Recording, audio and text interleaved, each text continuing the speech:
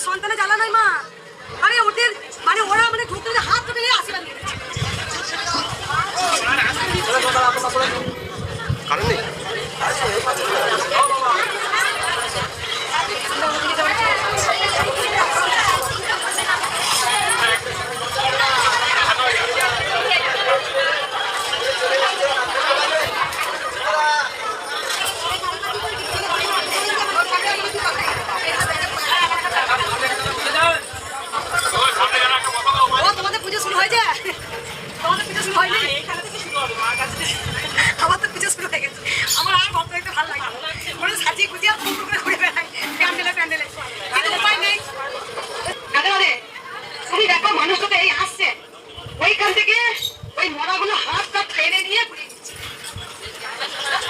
এখানে যেমন টিসু দিতে যাই টিসুটা কেড়ে নিতে দশটা নেই তোরাই নে না তোরাই নে তাও তিনি বিনা দালামি যদি ঘুরতে পারে আনন্দ করতে পার।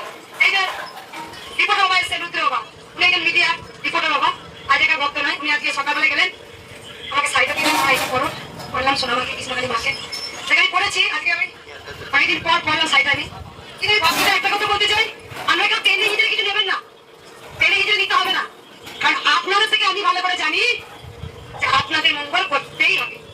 হ্যালো, আপনাকে টেনে হিজড়ে দিতে হবে না, এমনি মা দেবে।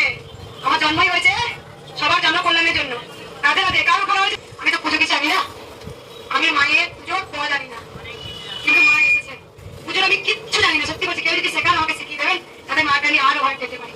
আর পুজো আমি কোনোদিন আপনার দেখাইনি, আর আমি জানি না পুজো কাউকে দেখাতে পারবো কিনা, কিন্তু মা কেমন করে এলো, কিভাবে এসছেন, কি কারণে এসছেন, সেটা মাই জানে। রাধে রাধে মায়ের মেয়ে, আমি একবার বলেছি আমি মায়ের ফোন এসছে একদম। একটা সন্তান যেমন একটা মা গর্ভে ধারণ করে, যেমন নারের প্রাণ বলে না, নারের প্রাণ ঠিক তেমনটাই নারের প্রাণ। মা ছাড়া আমি অন্ধকার, মা ছাড়া আমি বাঁচবো না জীবনে, এটাই আস্তে আস্তে হয়ে গেছে। আর কিছু বলবো না, সকল ভক্তকে একটা কথাই বলবো যে মায়ের কি চাই, ভক্তি। তার ভক্তি নেই,